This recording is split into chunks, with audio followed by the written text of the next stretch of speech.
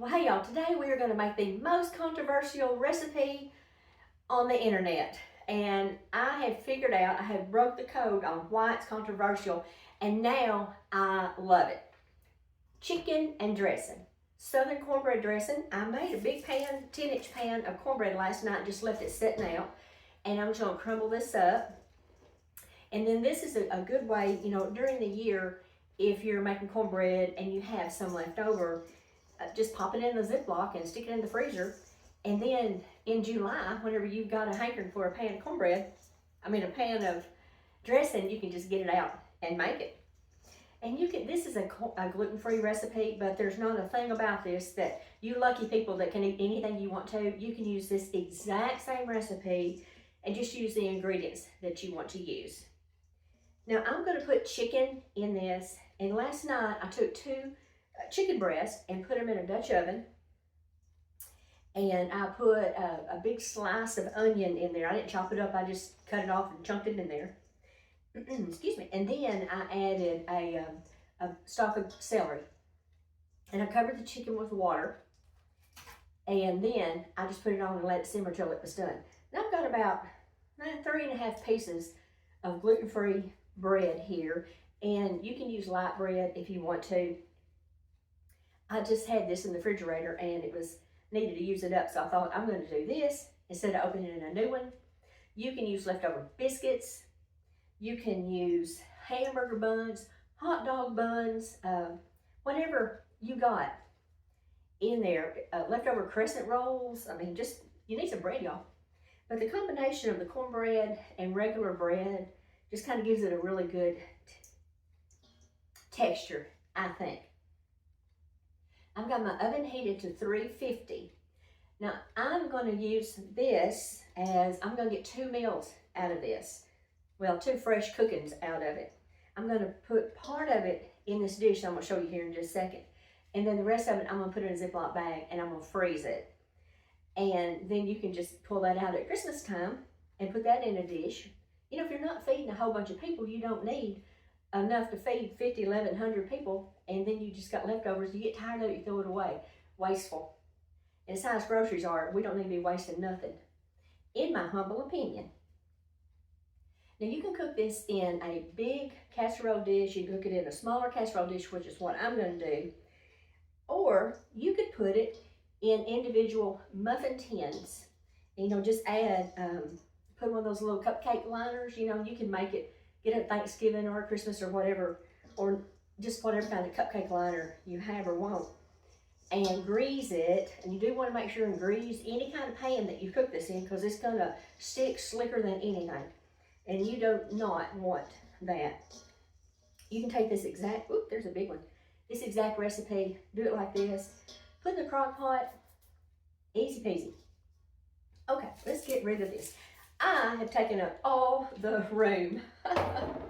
So, and also whenever I was cooking my chicken, y'all, I put a little bit of this chicken base in it, and this doesn't have MSG or anything like that in it, and that gives it, that ups that chicken flavor. Okay, so last night, here we go. Here's one of the controversial things. Some people, I've got 1 cup of yellow onion. Use yellow or white, whatever your favorite is. I diced it very, very small. Okay, whoop. That is odoriferous. Some people like to saute their onions and celery, and some people don't saute them. But I like to grind it. I didn't grind them, but I put in my food processor, and they are very, very, very fine, because some people in my family do not like to bite into a large hunk of onion, and you're looking at her. I don't like it. I like nothing about biting into a big hunk of onion. So I just chop them up itty bitty, and they'll really bake better, and then you wouldn't have to saute them unless you want to saute them. If that's what your mama and your mama did, that's what you do. I did likewise with my celery. I just used my food processor and chopped it up itty bitty. And because I was going to chop it up little bitty, I didn't string it, because it wasn't going to matter, because nobody's going to get a tooth full of that string. What do I say?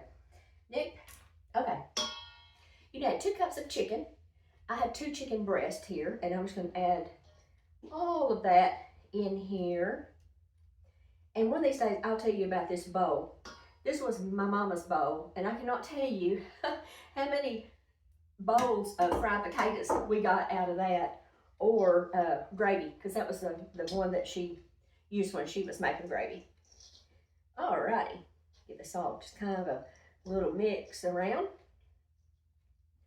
And let's see, we're going to add some, just a pink, no, I'm not going to add salt yet. I'm going to add just a little pepper.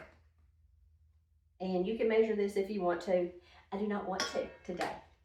And my recipe, which is in both of my cookbooks. Now, I put the cornbread recipe and the cornbread dressing recipe in both, which is not the smartest thing to do if you're trying to sell cookbooks. But I want to set y'all up for success. And I just think chicken and dressing, y'all, is such an important dish, especially here in the South. So I just, there you go. It's in both of them. I've got 1 stick of melted butter, and I use salted butter for everything. And so it's one of the reasons why I didn't add any salt. Now, if you want to use boxed chicken broth or stock, you can do that, absolutely. And that's a great thing to do. If you don't want to make your own, you can use a rotisserie chicken. You can use canned chicken. My daddy was a duck hunter, so therefore, ours had ducks in it. I'm going to use 3 teaspoons of poultry seasoning. Now start small.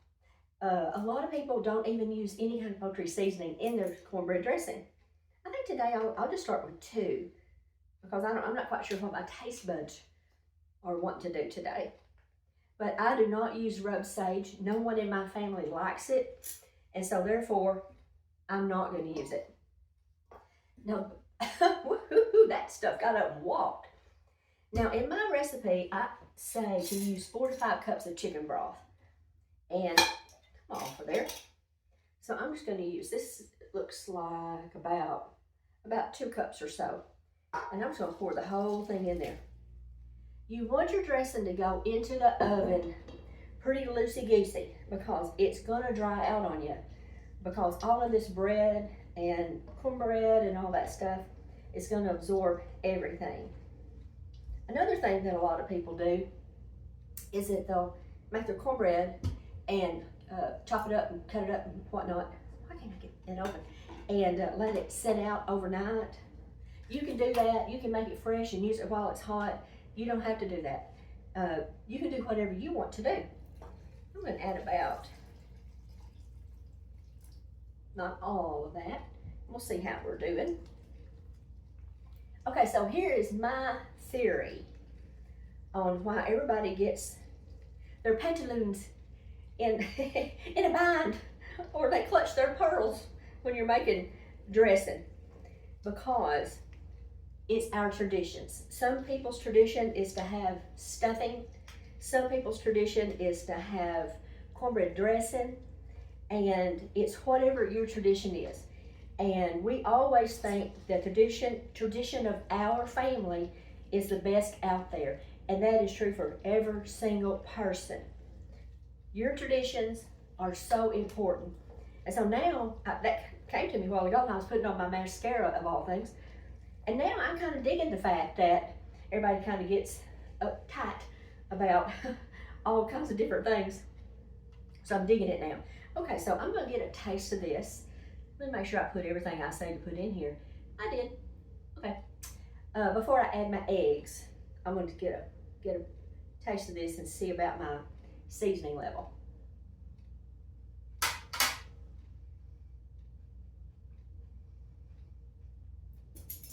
More poultry. Okay, I'm going to go ahead and add the other 2 for a total of 4. And poultry seasoning, in both my cookbooks, seasoning blends are a very important thing to me. So seasoning blends are in both. Poultry seasoning is not something that I make, and there's lots of recipes for making poultry seasoning.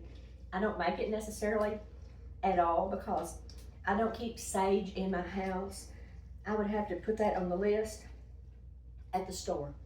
So let's use the back side of our spoon and see what we think.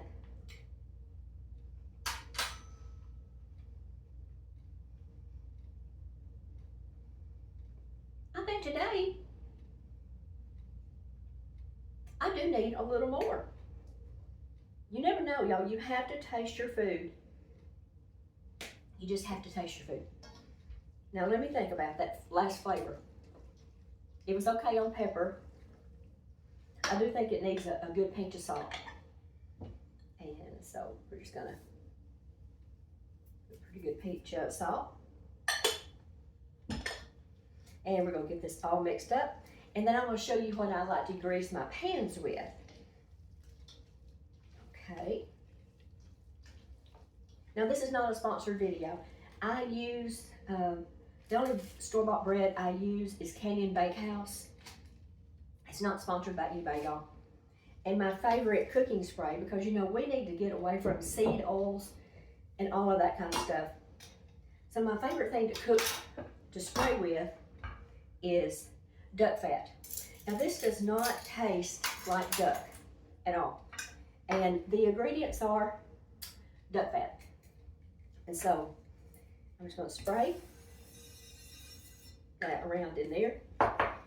And I'm gonna take a little pastry brush and get it all over there and get it up on the sides. Okay, there we go. Now let's get these eggs rocking and rolling. I call for 1 large egg. And so it's only fitting that I use 3 farm fresh eggs. I'm telling you, a recipe is not a legal binding document though. Look how pretty these are. These little blue eggs, aren't they pretty? But I am gonna crack these in another dish. And I already got a shell in there, didn't I? I sure did. So let's just take our shell and we'll get a hold of that rascal, get him out of there. He is not invited to the party. Okay. There we go. And I'm pretty sure that these are going to be okay. I can do. You know, you never really want to put your thumb all the way through it, and then sometimes you don't get it cracked wide enough open, huh? So there we go. Get in there. Mercy me. Alrighty. We're just going to kind of give these a little mix-a-roo over here. And I always do crack my eggs in another container, and I know I probably should have put these one in there and then in here, one. I was really sure these just came from the hens a week ago, but I have cracked an egg, and y'all, it smelled like the devil's breath. Blech. That will flat out ruin anything you're doing. So let's just put these eggs in here, and this will help this bind together. And we'll get these all mixed up.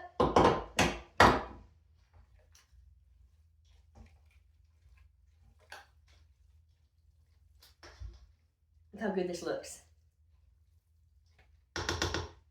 Okay, let's get our little dish. This is a smaller size dish because I'm not feeding just the whole tribe, like I told you.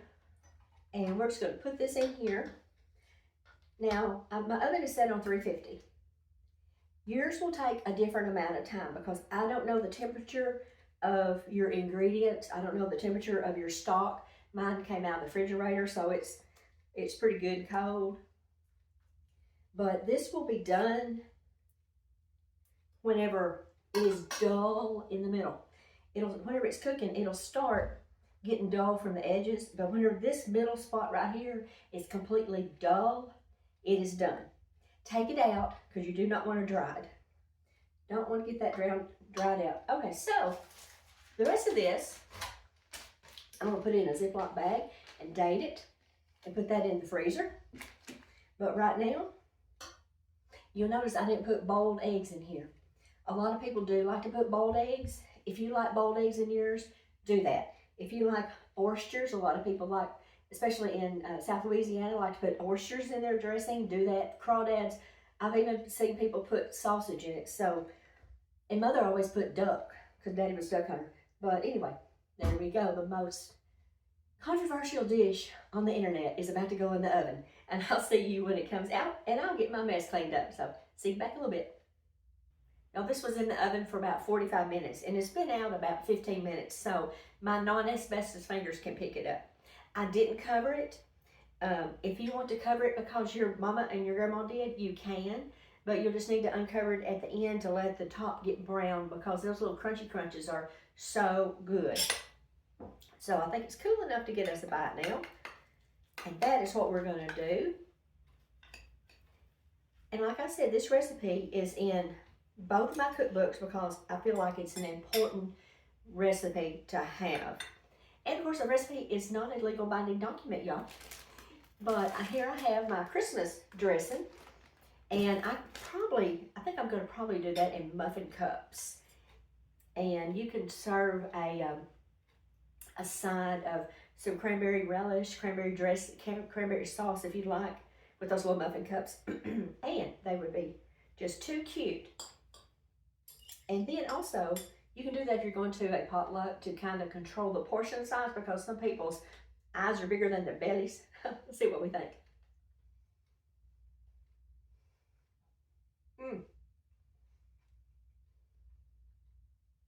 Y'all, that is so good. It is not dried out. It's creamy kind of inside, but I mean, it's done. But it's real soft inside. It's got a little crunchy crunch on the top. This is some good stuff. I'm so tickled. Okay, the cookbooks. Volume 1 and Volume 2 are available on my website, kimmy'ssoutherncooking.com. I am the one what ships them, so I'll get that in the mail the very next day if you want to order those, or you can send a check or money order to Post Office Box 154, Higden, Higden, Arkansas, 72067. If you send a check or money order, be sure and write somewhere on a note or the memo or something, whether it's for Volume 1 or Volume 2, and then I'll send you the one that you want, or the 2, or the 70. I dreamed something, y'all, the other night somebody ordered 75 cookbooks. I dreamed it. I woke up and thought, oh, mercy.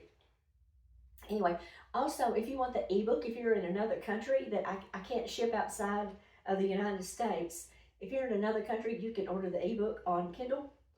And I think it's $9.99 unless you are a member of Amazon Kindles, whatever that special club is, and then it's free. I'm not a member. I had to buy my own cookbook for $9.99, and that's fine. I didn't mind. I wanted to see what it looked like for y'all. But you can get both of those volumes on your Kindle, and then you'll have it on your phone, so when you go to the grocery store, you can get your victuals and cook your family up something good.